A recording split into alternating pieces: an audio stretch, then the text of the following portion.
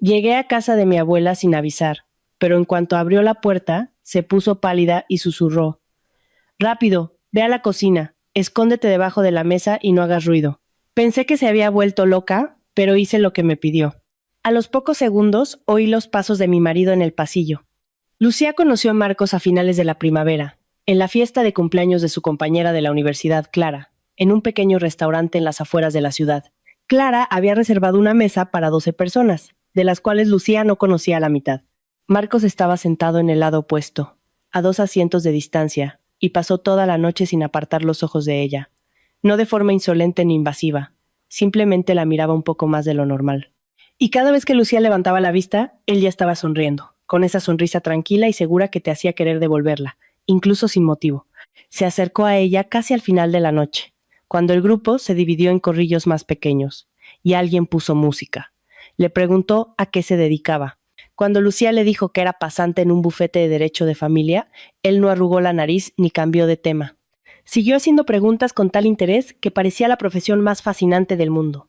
Hacía preguntas que revelaban a una persona inteligente, sobre las particularidades de los procesos de herencia, sobre si los cónyuges solían repartir los bienes de forma justa, sobre si era cierto que la ley siempre favorecía a la mujer en el divorcio. Lucía respondía, se dejaba llevar por la conversación y no se dio cuenta de que habían pasado 2 horas. Clara se lo dijo después en el taxi. ¿Viste cómo te miraba? Átalo en corto antes de que te lo quiten. Marcos trabajaba, según se presentó él mismo, como jefe de proyectos en una promotora inmobiliaria, algo relacionado con inmuebles comerciales, obras, licitaciones públicas y contratistas. Lucía no profundizó mucho, porque el mundo de la construcción le resultaba ajeno, y Marcos hablaba de ello de pasada, sin detalles, pero sabía crear la impresión de que las cosas le iban bien. En la primera cita, la invitó a un restaurante de moda. Eligió el vino él mismo, un Ribera del Duero excelente, y pagó la cuenta sin siquiera mirar el total. En la segunda, le trajo un ramo de peonías blancas. Lucía se preguntó durante mucho tiempo cómo había sabido que eran sus flores favoritas, hasta que recordó que lo había mencionado de pasada en el cumpleaños de Clara. Él recordaba los detalles. Eso era lo que más la cautivaba. Recordaba que Lucía no comía pescado, que prefería el té sin azúcar, que detestaba la impuntualidad. Y él nunca llegaba tarde. Aparecía a la hora exacta, con el coche limpio, la camisa planchada y una sonrisa que decía: «Eres importante para mí». Lucía tenía 25 años y antes de Marcos había tenido 2 relaciones cortas, ambas fallidas. La primera con un compañero de facultad que la dejó justo antes de los exámenes finales por otra chica. La segunda con un colega del bufete, 3 meses que no llevaron a nada. Simplemente ambos perdieron el interés. Marcos era diferente. Con él, Lucía se sentía protegida. No es que hubiera ningún peligro, pero él creaba a su alrededor una atmósfera en la que todo estaba bajo control, todo tenía solución, todo iba a salir bien. Se casaron 1 año y medio después. La boda fue pequeña, 30 personas en una finca para eventos a las afueras de Madrid. Clara fue la madrina. La madre de Marcos vino del pueblo y pasó toda la noche en un rincón con los labios fruncidos, como si alguien le debiera algo. Lucía lo atribuyó a su carácter. La suegra era una mujer de pocas palabras y reservada. El padre de Marcos había muerto hacía mucho tiempo y él casi nunca hablaba de él. Una familia normal, sin nada interesante, respondía cuando Lucía le preguntaba. Ella no insistía. La abuela de Lucía, doña Pilar, llegó a la boda elegantísima, con un traje de chaqueta azul marino y un broche que guardaba desde los años 70. Se sentó a la mesa con la postura erguida de una maestra de escuela y observó atentamente al novio. Cuando Marcos se acercó con una copa y dijo: «Doña Pilar, le prometo que cuidaré muy bien de su nieta». La abuela asintió, brindó, pero no respondió nada. Lucía pensó entonces: «Ay, la abuela, tan seria como siempre, le cuesta abrirse». En realidad, doña Pilar estaba simplemente observando en silencio. Doña Pilar era la única persona verdaderamente cercana en la vida de Lucía. Su madre, Laura, había muerto cuando Lucía tenía 17 años, un ictus. La ambulancia no llegó a tiempo. Su padre, Miguel, ya se había distanciado de la familia en vida de su esposa, y 2 años después del funeral se mudó a otra ciudad con una nueva mujer y poco a poco dejó de dar noticias. Lucía intentó llamarlo en las fiestas durante un tiempo, luego lo dejó. No por rencor, simplemente las conversaciones se volvieron vacías, y cada llamada dejaba la sensación de que estaba hablando con alguien que había pasado a otra vida. La abuela lo sustituyó todo. Vivía sola en un piso de 3 dormitorios en el centro de la ciudad. El piso lo había conseguido su abuelo, don Pedro, ingeniero de caminos, como reconocimiento por sus servicios al Estado. El abuelo murió a finales de los 90, y desde entonces, doña Pilar vivía sola en aquellas estancias. El piso era antiguo, con techos altos, molduras de escayola y un suelo de parqué crujiente que aún guardaba los pasos infantiles de la madre de Lucía. El papel pintado del pasillo se había descolorido. Las tuberías del baño hacían ruido en invierno, y en la cocina había una pesada mesa de roble macizo alrededor de la cual la familia se había reunido en todas las fiestas desde que Lucía tenía memoria. Pero la ubicación del piso, en pleno barrio de Salamanca, en un edificio antiguo de muros gruesos, lo hacía muy valioso. Inmuebles así en las agencias inmobiliarias estaban valorados en más de 1 millón de euros. Doña Pilar era una mujer firme y lúcida, a pesar de sus 78 años. Durante 40 años había trabajado como contable en una fábrica textil, y ese trabajo le había dejado una costumbre imposible de eliminar, la de calcular, verificar y nunca firmar nada sin leerlo 2 veces. Iba al mercado con una libretita, anotaba los gastos, recordaba cuánto costaba la nata el mes anterior y, si la cajera se equivocaba en 1 céntimo, señalaba el error con calma, pero sin ceder. Los vecinos la conocían como una mujer de pocas palabras, educada pero decidida, del tipo con el que no se juega. Marcos empezó a cuidar de la abuela desde los primeros meses del matrimonio. Al principio parecía algo bonito. Él mismo se ofreció a llevar a doña Pilar a su revisión anual en el centro de salud, sin que Lucía se lo pidiera. Arregló el grifo del baño, que llevaba 3 años goteando. Cada sábado le traía una bolsa de la compra. Yogures, queso, manzanas, el pan que le gustaba a la abuela, el pan de pueblo de la panadería de la esquina. Lucía se derretía con eso. ¿Has visto?, le decía a su amiga Clara por teléfono. Va a casa de la abuela por su cuenta, sin que se lo pida. ¿Qué hombre hace eso? Doña Pilar recibía a su yerno con amabilidad, ponía el hervidor de agua, sacaba las pastas de té y escuchaba sus historias sobre el trabajo.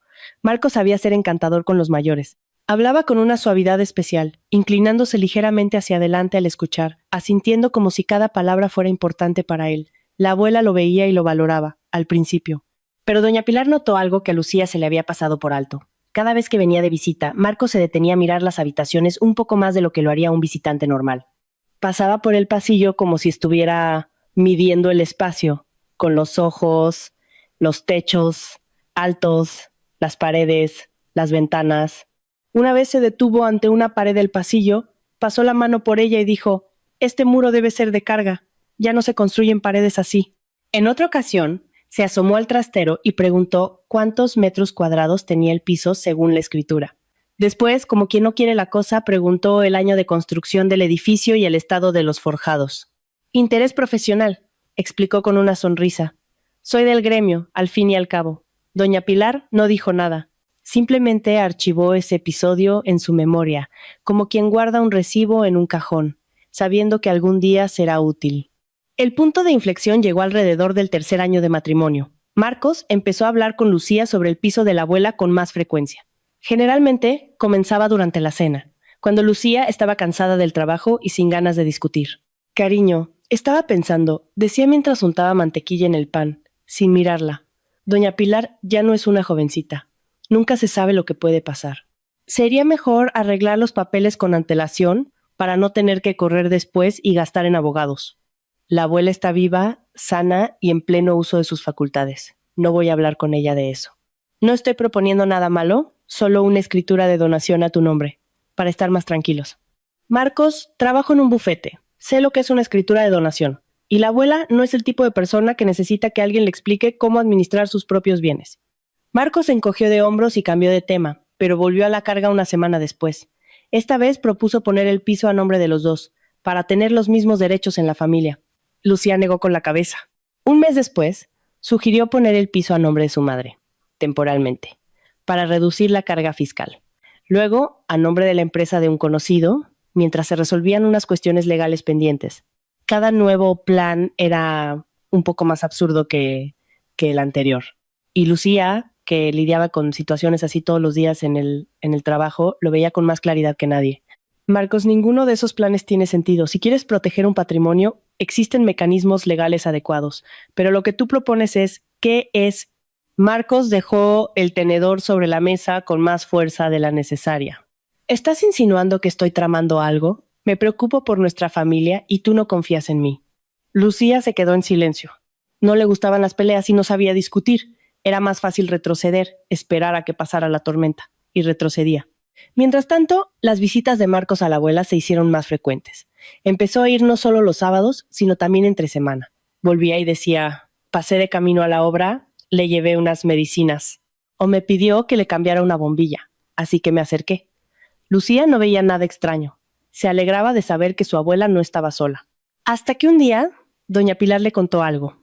La llamó por la noche y le dijo con voz firme, Lucía, Marcos ha venido hoy. Me ha propuesto que ponga el piso a tu nombre. Dice que es demasiado pesado mantener un inmueble tan grande. Me he negado. Quiero que lo sepas. Lucía se quedó parada con el teléfono en la mano. ¿Abuela ha ido a verte con eso por su cuenta? Habló muy bien sobre los gastos de comunidad, sobre las reformas, pero, hija mía, he pasado 40 años calculando los números de otros. Sé reconocer cuando alguien está calculando los míos. Lucía prometió hablar con su marido por la noche. Lo intentó con suavidad, sin acusaciones. Marcos, la abuela dice que has vuelto a hablarle del piso. Habíamos quedado en no presionarla. ¿Presionarla? Marcos enarcó las cejas. Solo he hablado con una señora mayor sobre asuntos prácticos. Está sola en un piso enorme. Está sobrecargada. Me preocupo por ella. Ella no se ha quejado de estar sobrecargada y no ha pedido ayuda con los papeles. ¿Por qué es tan terca como tú? La conversación se desvió y Lucía retrocedió de nuevo, pero le quedó un peso en el pecho, turbio como el agua tras el deshielo. Después de ese episodio, las visitas de Marcos a la abuela adquirieron un nuevo carácter. Empezó a llevarle papeles para que los firmara. La primera vez, un poder para recoger correspondencia. Doña Pilar lo leyó, no encontró nada sospechoso y firmó. La segunda, un consentimiento para una inspección técnica del piso. La abuela se puso las gafas, lo leyó 2 veces y dijo, yo no he solicitado ninguna inspección. ¿De dónde ha salido este papel? Marcos explicó que era un procedimiento estándar del administrador de la finca. Doña Pilar llamó al administrador a la mañana siguiente. No sabía nada de ninguna inspección. La tercera vez, Marcos trajo un documento que la abuela no tuvo tiempo de examinar bien. Él tenía prisa, de pie en el pasillo, ya con la chaqueta puesta, diciendo que era una formalidad. Todos los vecinos han firmado ya, es solo para el informe. Doña Pilar dijo, déjalo aquí, lo miraré con calma. Marcos dudó, pero lo dejó. Y al día siguiente volvió a por él, diciendo que el asunto se había resuelto solo. Esa noche, doña Pilar no llamó a Lucía, sino a su vieja amiga y vecina de Rellano, doña Carmen. Se conocían desde hacía más de 30 años. Doña Carmen era una mujer menuda y enjuta, de mirada aguda, y una voz que hacía que la gente enderezara la espalda. Durante 30 años había trabajado como inspectora de policía y, aún jubilada, mantenía la costumbre de hacer preguntas que dejaban a su interlocutor incómodo. Doña Pilar fue a su casa con la tetera y se lo contó todo. Las visitas, los papeles, las preguntas extrañas sobre los planos y los forjados. Doña Carmen escuchó en silencio, removiendo el té con la cucharilla. Luego dijo, Pilar, tienes que registrarlo todo. Cada visita, cada conversación. Anota la fecha, la hora, lo que dijo, lo que trajo. Escríbelo en un cuaderno o en el móvil, como prefieras. Y por ahora no se lo cuentes a Lucía. ¿Por qué? Porque ella confía en él. Y si él se entera de que lo has calado, cambiará de táctica. Que piense que solo eres una vieja cabezota. Por ahora, esa es tu ventaja. Doña Pilar asintió. Esa noche sacó de un cajón un viejo cuaderno cuadriculado y en la primera página escribió la fecha y 3 palabras. Ha venido Marcos. Debajo, todo lo que recordaba. Cada frase, cada papel, cada mirada. Escribía con la caligrafía cuidada y ordenada de quien ha pasado 40 años trabajando con números, solo que ahora no estaba contando dinero, estaba contando las intenciones de otros. Lucía notaba que algo estaba cambiando en casa, pero no conseguía identificar qué era, como si hubieran movido los muebles unos centímetros. Todo parecía en su sitio, pero se tropezaba. Marcos estaba diferente. No de repente, no de un día para otro, sino poco a poco, como anochece en otoño. Ayer todavía había luz a las 7, hoy ya hay penumbra a las 6. Se volvió irritable. Hablaba por teléfono en otra habitación con la puerta cerrada, y si Lucía entraba, cortaba la frase por la mitad y decía, es del trabajo, nada interesante. Empezó a salir por la noche a reuniones con clientes, visitas a obras, cenas con contratistas. Volvía tarde, oliendo a tabaco, aunque supuestamente había dejado de fumar 2 años antes. Lucía le preguntaba qué tal el día, y él respondía con monosílabos, normal, cansado. No me apetece hablar. El dinero, un tema que Marcos antes trataba con una despreocupación estudiada, se convirtió de repente en un punto doloroso. Dejó de llevarla a restaurantes, compraba la comida en oferta, algo que nunca había hecho antes. Lucía recordaba cómo solía reírse de la gente que iba cazando descuentos. Ahora era él quien se quedaba en el supermercado con el móvil en la mano, comparando el precio de las pechugas de pollo. Una noche, cuando Lucía estaba en la cocina con el portátil revisando los correos del trabajo, Marcos se sentó al otro lado y dijo con el tono de quien pide un favor: Cariño, ¿puedes pagar tú la comunidad este mes? En el trabajo ha habido un retraso en un proyecto. La contabilidad se está demorando con los pagos. En 2 semanas se soluciona todo. Lucía lo miró. Él no le sostuvo la mirada. Tenía los ojos fijos en la mesa, rascando con la uña una grieta del tablero. Claro, dijo ella, sin problema. Y pagó. Y al mes siguiente también. Y al siguiente, Marcos prometía que lo arreglaría pronto, que el proyecto estaba en su fase final, que el dinero llegaría de un día para otro. Lucía aceptaba con tranquilidad. Las dificultades le pasan a todo el mundo, pensaba. Lo importante es la familia. Lo importante es estar juntos. El descubrimiento ocurrió en otoño, una tarde cualquiera entre semana. Lucía estaba separando la ropa para lavar. Una tarea habitual, casi automática. Revisar los bolsillos, abrir las cremalleras, separar por colores. En el bolsillo de la cazadora de invierno de Marcos, encontró un papel doblado en 4. Lo abrió maquinalmente, esperando ver un ticket de compra o un resguardo del parking.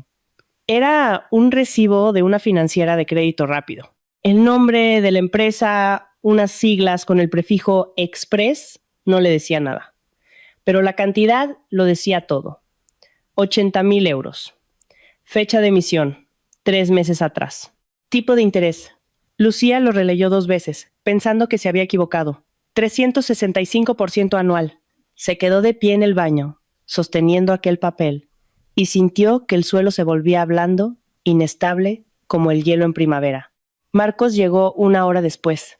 Lucía puso el recibo sobre la mesa de la cocina y esperó. ¿Qué es esto?, preguntó cuando él se sentó a cenar. Él miró el papel y Lucía vio una sombra cruzar su rostro, rápida como una nube en un día de viento. Un segundo después, ya estaba sonriendo. Ah, este papel viejo. Pedí un préstamo hace unos 6 meses. Ya lo devolví hace tiempo. Se me olvidó tirarlo. La fecha aquí es de hace 3 meses. Pues hace 3 meses, ¿qué más da? Ya está pagado, cariño, no te preocupes. Lo dijo de forma ligera, casi alegre, y cogió el pan. Lucía quiso creerle. Quiso tanto que casi le creyó. Casi. Pero en algún lugar de su interior, en ese lugar donde no habita la razón sino el instinto, algo se movió. Como si una fina grieta hubiera cruzado un cristal. Todavía se sostiene, todavía es transparente, pero ya se ve que nunca volverá a estar entero. No discutió, guardó el recibo en el bolsillo del albornoz, fregó los platos y se fue a dormir. Y al día siguiente, en el trabajo, a la hora de comer, mientras sus compañeros iban al bar de la esquina, Lucía se quedó en su mesa y abrió el portátil. Empezó por lo básico. Buscó en Google el nombre de la financiera del recibo. La empresa existía, registrada hacía 2 años. Domicilio social en un barrio periférico, un único administrador. Los comentarios en internet eran los esperados. No pidáis dinero aquí bajo ningún concepto. Intereses de usura. Los cobradores empiezan a llamar 1 semana después del impago. Lucía leía esos comentarios y reconocía en ellos las voces de las mujeres que llegaban al bufete con carpetas de documentos y los ojos enrojecidos. Entonces se acordó de la tarjeta. Marcos, una vez, todavía en el primer año de matrimonio, había dejado en la estantería del recibidor su tarjeta de visita. Tarjeta blanca, logotipo de la promotora, cargo director del departamento de proyectos. Lucía recordaba el nombre de la empresa. Encontró la tarjeta en un cajón de la cómoda, introdujo el nombre en el portal de consulta del registro mercantil y le dio a buscar. La empresa había sido liquidada hacía 1 año y medio. Estado, extinguida. Lucía bajó por la página. Sin activos, sin declaraciones en los últimos 2 años. Una cáscara vacía. Marcos había estado yendo a trabajar durante 1 año y medio a una empresa que no existía. Le temblaban ligeramente los dedos sobre el teclado. Lucía cerró la pestaña, se reclinó en la silla y se quedó unos minutos simplemente mirando por la ventana. Fuera llovía. Las gotas resbalaban por el cristal, y en cada una de ellas se reflejaba un trozo del cielo gris de otoño. Pensó que durante 6 años había vivido con un hombre al que en realidad no conocía. Pero el instinto de abogada esa disciplina profesional que Marcos llamaba despectivamente ese despachucho que paga mal, funcionó como un chaleco salvavidas. Lucía no lloró, no llamó a su amiga, no se fue a casa a tirar objetos por los aires. Cogió un bloc de notas, un bolígrafo y empezó a hacer una lista de lo que necesitaba comprobar. Primero, la situación financiera de su marido. Por trabajar en un bufete especializado en derecho de familia, Lucía sabía que, como cónyuge, había formas legales de averiguar las deudas que pudieran afectar al patrimonio ganancial. Su compañera de la mesa de al lado, Irene, se encargaba precisamente de ese tipo de consultas y tenía los contactos adecuados. Lucía le pidió ayuda sin entrar en detalles. 3 días después, recibió el resultado. Cuando abrió el archivo en la pantalla del ordenador del trabajo, sintió que se le secaba la boca. 5 préstamos. 5, de diferentes financieras. Total, cerca de 400,000 euros. 2 de ellos estaban en mora. Uno desde hacía 4 meses, el otro desde hacía 2. Sobre los impagados ya corrían multas e intereses. La deuda crecía día a día como la masa con levadura. Pero lo peor no era eso. Uno de los préstamos, de 150,000 euros, se había contratado poniendo su dirección como referencia. En el campo garantía constaba: inmueble adquirido durante el matrimonio, cito en la dirección, y la dirección era la suya, el apartamento de un dormitorio que habían comprado con una hipoteca en el 3er año de matrimonio y que Lucía consideraba lo único sólido en su vida. Lucía hizo capturas de pantalla de cada dato, cada línea. Imprimió los extractos en la impresora del trabajo, los metió en una funda de plástico y los guardó en el cajón inferior de su escritorio, bajo una pila de expedientes antiguos. Luego salió a la escalera de incendios, donde ya nadie fumaba, y se quedó allí 10 minutos mirando a la pared. Las manos le temblaban, pero la cabeza le funcionaba con una claridad que no había tenido nunca. Volvió a su mesa, se terminó el té frío y empezó a pensar, no con emociones, con hechos. Marcos mentía sobre su trabajo. Marcos había acumulado deudas. Marcos había puesto en riesgo su casa.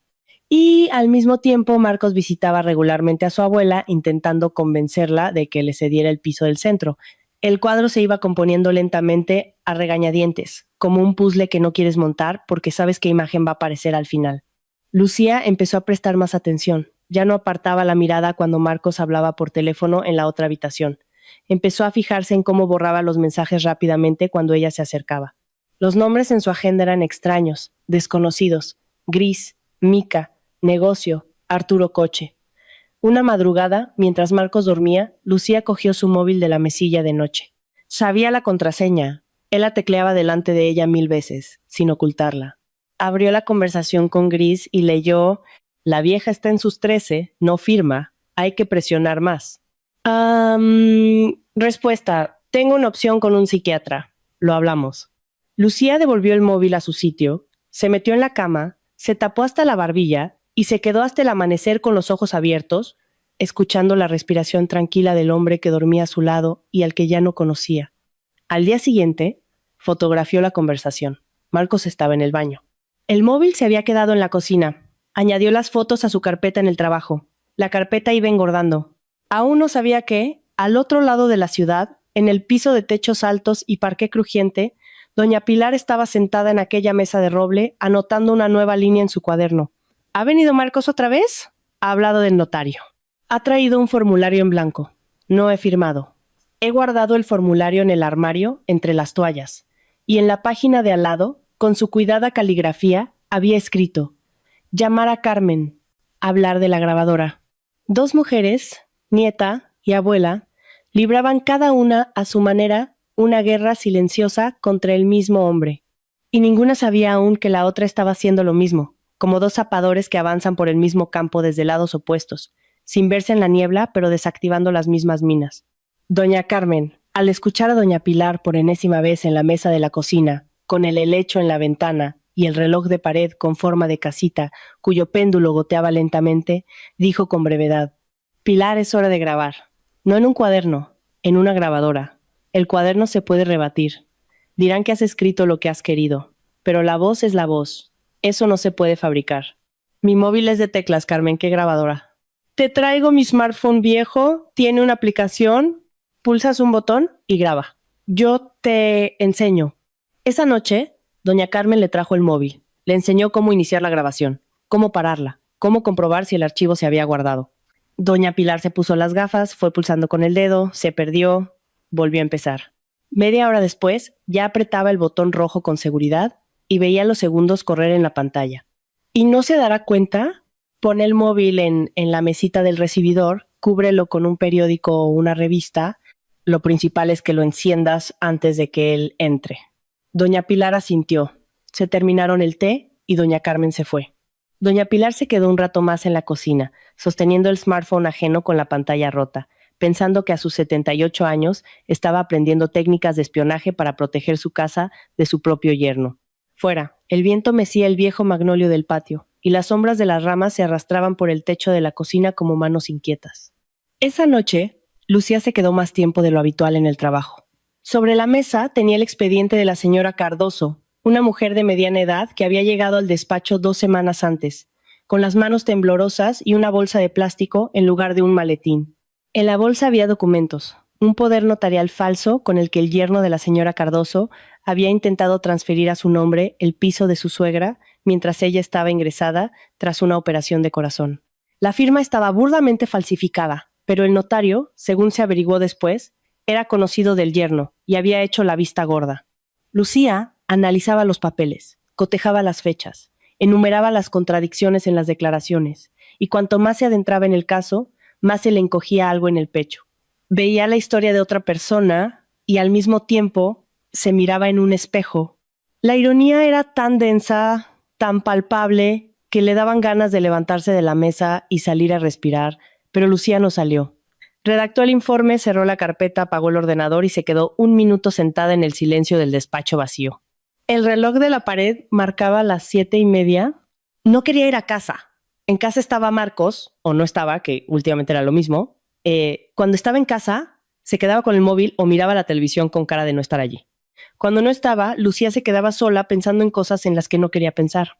Le entraron ganas de ir a ver a la abuela, así, de improviso, tomar un té, sentarse en la cocina, escuchar el tic-tac del reloj y a la abuela contarle que la vecina del quinto había adoptado otro gato, aunque había prometido que no adoptaría más. Le entraron ganas de calor genuino, sin trampas. No llamó con antelación. Normalmente lo hacía. A la abuela no le gustaban las sorpresas. Decía que los invitados requieren preparación, aunque solo sea para poner el agua a hervir y sacar las pastas. Pero esa noche, Lucía simplemente cogió el coche y fue. Por el camino, compró en una tienda 24 horas una caja de bombones. A la abuela le encantaban los bombones de una chocolatería artesanal del barrio. Subió al tercero, llamó al timbre. Detrás de la puerta se oyeron pasos lentos, los pasos de la abuela con el característico arrastrar de las zapatillas por el parqué. El cerrojo giró, la puerta se abrió. Doña Pilar estaba en el umbral y en el primer segundo Lucía pensó que a su abuela le estaba dando algo. El rostro se le había quedado sin color, los ojos se le abrieron de par en par. La mano que sujetaba el pomo temblaba visiblemente. Pero no era un derrame ni un infarto, era miedo. Ese miedo específico y controlado de quién sabe algo que nadie más en el rellano sabe. Lucía. Doña Pilar agarró a su nieta por la manga de la chaqueta y tiró de ella hacia adentro. Rápido, a la cocina, debajo de la mesa, y estate callada. Oigas lo que oigas, estate callada. La voz era baja, casi un susurro, pero había en ella algo que hizo que Lucía obedeciera de inmediato, sin preguntar por qué, sin decir, abuela, ¿qué pasa? Simplemente entró, cruzó el pasillo hacia la cocina, el mismo pasillo por el que corría descalza de niña, y se metió debajo de la mesa de roble. La mesa era enorme, pesada, con patas gruesas y talladas. El abuelo la había traído de algún viaje de trabajo y llevaba en esa cocina desde siempre. Debajo olía a madera y ligeramente a cera, la que la abuela frotaba en el suelo cada mes. Lucía dobló las rodillas, apoyó la espalda en la pared y se abrazó a sí misma. El corazón le latía tan fuerte que parecía que se oía en toda la casa. El timbre sonó 1 minuto después. La abuela abrió. Lucía oyó girar la cerradura, crujir la puerta, a alguien pesado entrar en el pasillo. Reconoció los pasos al instante. Los habría reconocido entre 1000. Pesados, seguros, con un leve crujido de la suela en el parqué viejo. Marcos caminaba exactamente así, con todo su peso, sin cohibirse, como alguien acostumbrado a ocupar el espacio. Buenas noches, doña Pilar. Le he traído algo de fruta. Manzanas de las buenas y uvas de otoño, muy dulces. Gracias, Marcos. Pasa al salón. Voy a poner agua a calentar. Lucía oyó el crujido de la bolsa, los pasos hacia el salón, el gemido de un sillón. Luego, la abuela pasó por la cocina en dirección al baño, probablemente a lavarse las manos o a poner la fruta en un frutero. Al pasar por el umbral de la cocina, ralentizó el paso un segundo y pronunció en voz muy baja, casi inaudible: quieta. Una palabra, sin detenerse, sin girar la cabeza, como si solo hubiera suspirado al andar. Pero Lucía la oyó y lo entendió. La abuela sabe lo que está haciendo. Los primeros minutos de conversación fueron normales, demasiado normales. Lucía, encogida bajo la mesa, llegó a pensar: ¿me habré equivocado? ¿Habrá exagerado la abuela? ¿Habrá venido Marcos de verdad de visita como una persona normal? Él le preguntaba por su salud, por la tensión, si había ido al médico la semana anterior. Doña Pilar respondía con calma, sin alterarse, el tintineo de una taza en un platillo. El olor a té negro, fuerte, como siempre lo hacía la abuela, llegó hasta la cocina. Después, el tono cambió. No de golpe. Primero, Marcos pareció coger carrerilla, como un avión en la pista de despegue. Habló del tiempo, luego del tejado del edificio que necesitaba una reforma, después de la subida de las facturas de los suministros. Y por fin pronunció la frase tras la cual el aire del piso se volvió diferente. Doña Pilar, tenemos que hablar en serio. Bajo la mesa, Lucía contuvo la respiración. Se tapó la boca con la palma de la mano y aguzó el oído. ¿Lleva usted 6 meses dándome largas con los papeles?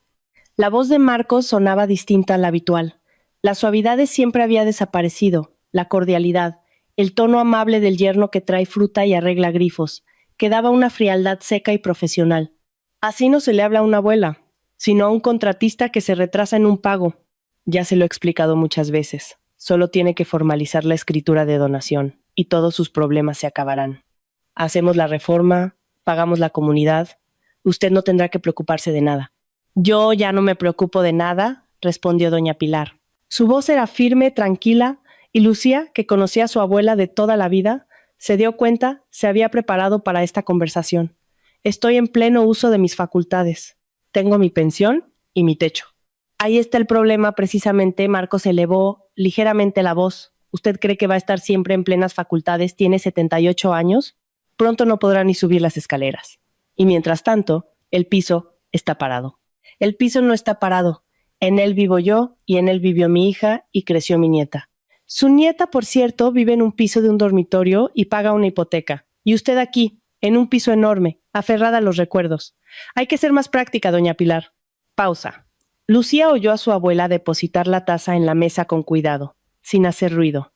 Entonces, doña Pilar dijo: Marcos, llevo 3 años escuchándote. Dijiste que querías ayudar, que te preocupabas por la familia, y ahora estás sentado en mi sillón explicándome cómo debo vivir en mi piso. Ya basta. No, no basta. Marcos bajó la voz. Lucía, con la espalda pegada a la pared fría bajo la mesa, sintió un escalofrío recorrerle la espina dorsal. Nunca le había oído ese tono a su marido. Bajo, duro, con un matiz metálico. Vamos a ser directos, doña Pilar. Lucía, de temas inmobiliarios, no entiende nada. Trabaja en un despachucho que paga mal. No tiene visión, no tiene cabeza para decisiones serias. Llevo 6 años manteniendo a esta familia, 6 años viniendo a su casa con la compra y arreglándole el grifo. ¿Y qué me va a decir usted? ¿Gracias y adiós? Lucía cerró los ojos. Las palabras de su marido caían sobre ella como piedras, cada una por separado, pesada, con un dolor sordo. 6 años. 6 años había dormido junto a ese hombre, le había preparado el desayuno, le había lavado las camisas, había sufrido por sus dificultades en el trabajo, y él, al parecer, había llevado la cuenta de cuántas veces había traído la compra, de cuántas veces había arreglado un grifo, como un inversor que calcula sus aportaciones y espera los dividendos. No necesito su agradecimiento, continuó Marcos. Necesito el piso. Formalice la escritura de donación a mi nombre. No al de Lucía, al mío. Porque si lo pone a su nombre, ella hará lo que yo le diga de todas formas. Pero es más fácil si controlo yo la situación directamente, sin intermediarios. ¿Y si no estoy de acuerdo? La voz de la abuela seguía firme. Lucía se mordió la manga de su propia chaqueta para no hacer ruido. Entonces iré por otro camino.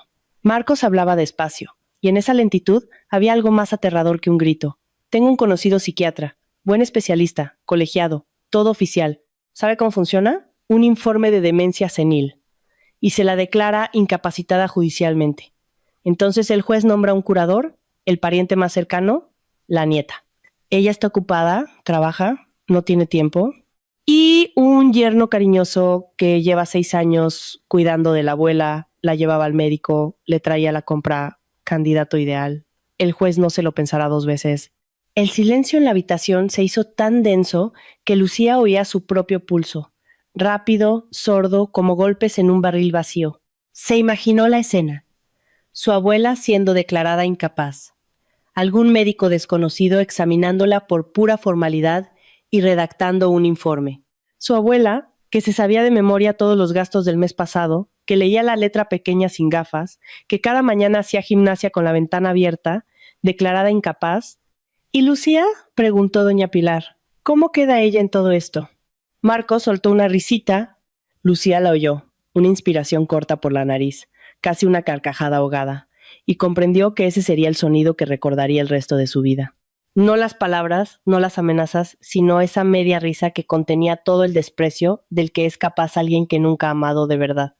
Lucía, me casé con ella porque era la única heredera de un piso en el centro. ¿Cree que yo necesitaba a una chica de oficina con un sueldo de 1,500 euros? Necesitaba este piso desde el principio. Y lo voy a conseguir, de un modo o de otro. Bajo la mesa, Lucía se mordió el puño. No la palma, no un dedo, el puño entero, metiéndose los nudillos entre los dientes. El dolor era real y ayudó. Le impidió gritar. Las lágrimas le corrían por la cara, pero no hizo ningún ruido. Ninguno. Doña Pilar hizo una pausa larga, pesada, que lo contenía todo. 40 años detrás de una mesa de contable. La costumbre de callar cuando dan ganas de gritar.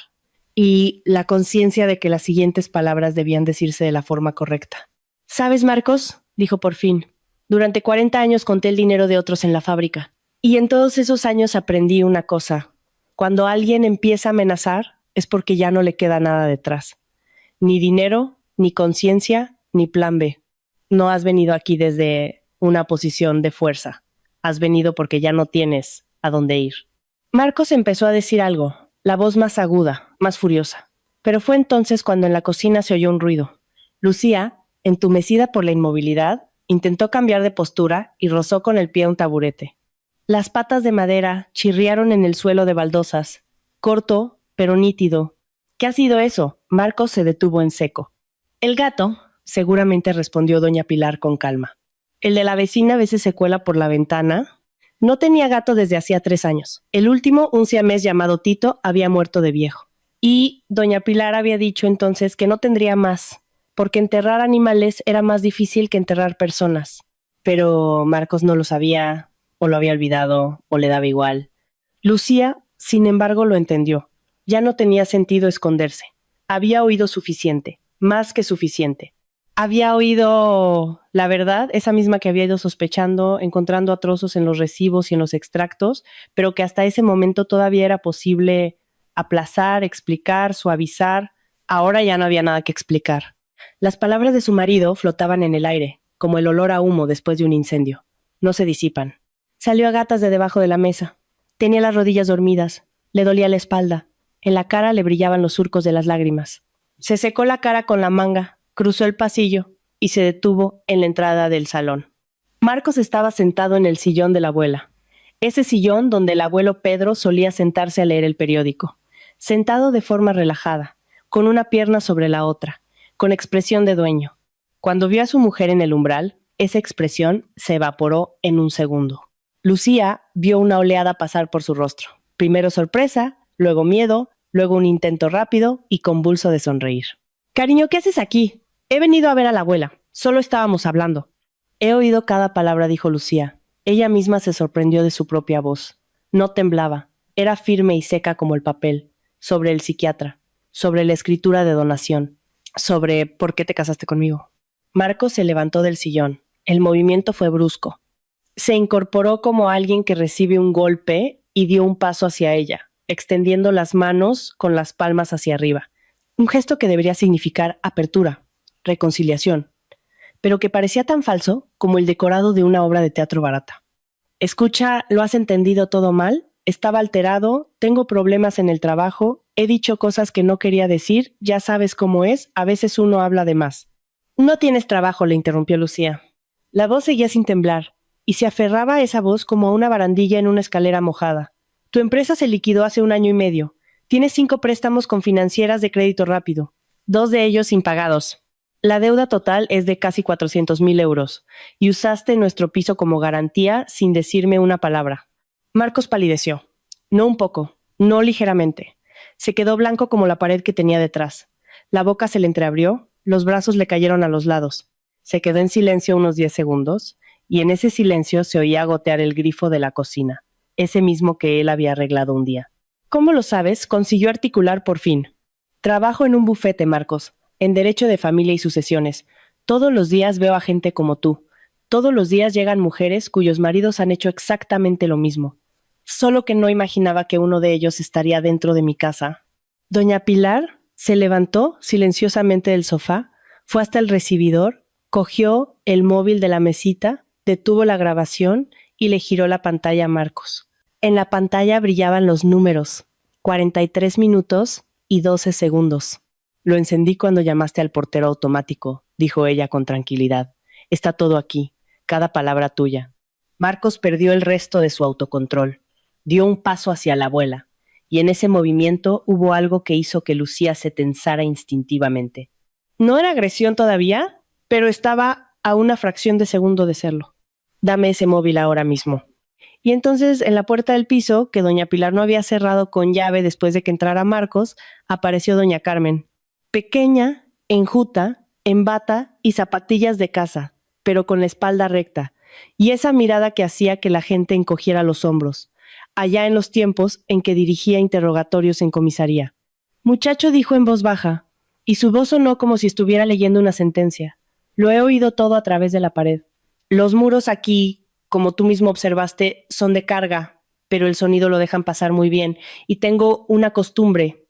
Cuando oigo a alguien amenazar a una persona mayor, llamo a la patrulla de servicio. Estarán aquí en 15 minutos. Te aconsejo que te vayas ahora. Marcos se quedó quieto en medio del salón, mirando a las 3 mujeres, a su esposa en el umbral, con los ojos enrojecidos y la espalda recta, a la abuela con el móvil en la mano, donde estaba grabada cada una de sus amenazas, a la vecina en la entrada del piso, con el aplomo de una exinspectora de policía y la promesa de una patrulla en 15 minutos. Lo entendió, no de inmediato. Durante unos 5 segundos, todavía miró a los ojos a una y luego a otra, como un animal acorralado que busca una salida. Después, su rostro se contrajo en una mueca de rabia breve. Agarró su chaqueta de la percha, abrió la puerta de un tirón y se fue.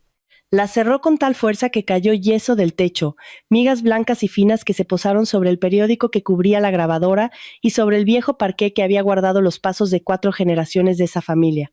Los pasos en la escalera, pesados, rápidos, se apagaron al cabo de medio minuto. La puerta del portal se cerró de un golpe. Doña Carmen cerró la puerta de la entrada con los 2 cerrojos, pasó al salón y se sentó en una silla. Doña Pilar se dejó caer de nuevo en el sofá y se puso el móvil sobre las rodillas. Las manos le temblaban por primera vez en toda la noche. Lucía se quedó de pie en el umbral unos segundos más. Luego fue a la cocina, apoyó las manos en la mesa de roble y lloró. No con sollozos, no a gritos. Un llanto silencioso, profundo, con todo el cuerpo. Los hombros se le estremecían, las lágrimas corrían, y ni siquiera intentaba secárselas. No lloraba de pena, ni de humillación, lloraba de alivio. Un alivio tan inmenso que no le cabía en el pecho. Como si durante 6 años hubiera llevado sobre los hombros algo insoportable, sin darse cuenta del peso, y ahora lo hubiera dejado en el suelo y descubierto que sin esa carga era posible respirar, simplemente respirar. Hondo, libre, a pleno pulmón.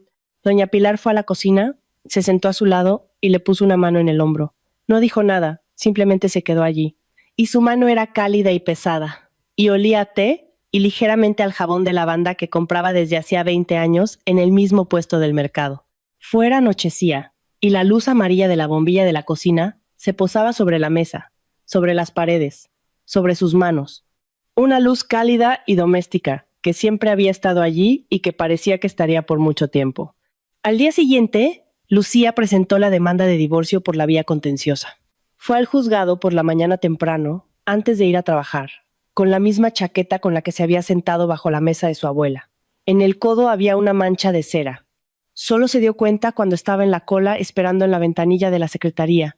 La frotó con el dedo, no salió y la dejó estar. Marcos se enteró de la demanda. Llamó ese mismo día por la noche. Lucía contestó la primera llamada. Él hablaba rápido, de forma entrecortada, la voz oscilando entre lo suplicante y lo lastimero. Lu, espera, no hagas esto. Dije cosas que no sentía. Estaba nervioso, tengo deudas, estoy desbordado, pero te quiero, tú lo sabes. Vamos a hablarlo bien, sin juzgados, sin toda esta historia. Te casaste conmigo por el piso de la abuela, Marcos. Lo dijiste tú mismo, con tu voz, con tus palabras. ¿Sobre qué vamos a hablar? No quería decir eso, estaba enfadado, yo... Lucía colgó. El teléfono volvió a sonar 30 segundos después, y otra vez, y otra más. Al final de la noche tenía 14 llamadas perdidas. Al día siguiente, 11. Luego llegaron los mensajes. Largos, de varias pantallas, escritos de madrugada. Marcos a veces suplicaba, a veces acusaba, a veces se arrepentía. Escribía que había construido la familia desde cero durante 6 años, que él había invertido mientras ella se quedaba en su despachucho, que se merecía al menos una conversación decente. En un mensaje ponía, sin mí, te vas a perder. En el siguiente, perdona, no quería decir eso, y de nuevo, me lo debes todo. Lucía leía, no respondía y guardaba cada mensaje. Captura de pantalla, fecha, hora. La carpeta del trabajo seguía creciendo. Una semana después, cuando quedó claro que las súplicas no funcionaban, Marcos cambió de táctica. El tono de los mensajes se volvió diferente. Frío, objetivo, con un deje de amenaza. Escribió que en el proceso de divorcio pediría la mitad del piso y una compensación por su inversión en el matrimonio. Luego añadió que, si Lucía no aceptaba un acuerdo, contaría en su trabajo que había utilizado información privilegiada para fines personales. 2 días después, amenazó con presentar una queja en el colegio de abogados. Lucía leyó esos mensajes a la hora de comer, sentada en una cafetería al otro lado de la calle del despacho. Se terminó el café, se secó las manos con una servilleta y llamó a Irene, la compañera que le había ayudado a investigar la situación financiera de Marcos. Irene, ¿puedes levantar acta notarial de una conversación de móvil? Claro. Tráeme el teléfono mañana por la mañana. Yo me encargo. 3 días después, toda la conversación estaba registrada en un acta notarial y adjunta a los autos del proceso. Amenazas, súplicas, acusaciones, todo se había convertido en prueba. Y entonces empezaron a llamar desconocidos. El primero llamó un viernes, voz masculina, ronca. Lucía, la mujer de Marcos, su marido me debe 50,000 euros. Prometió pagar después de la venta del piso. ¿Cuándo cobramos? Lucía respondió con calma. No soy avalista de las obligaciones de mi marido. Estamos en proceso de divorcio. Todas las reclamaciones, a él personalmente o por la vía judicial. La segunda llamada fue al día siguiente. La tercera, 2 días después. Los acreedores de Marcos, aquellos conocidos a los que les había prometido pagar después de vender el piso, descubrieron que no habría ningún piso y empezaron a buscar a quién cobrar.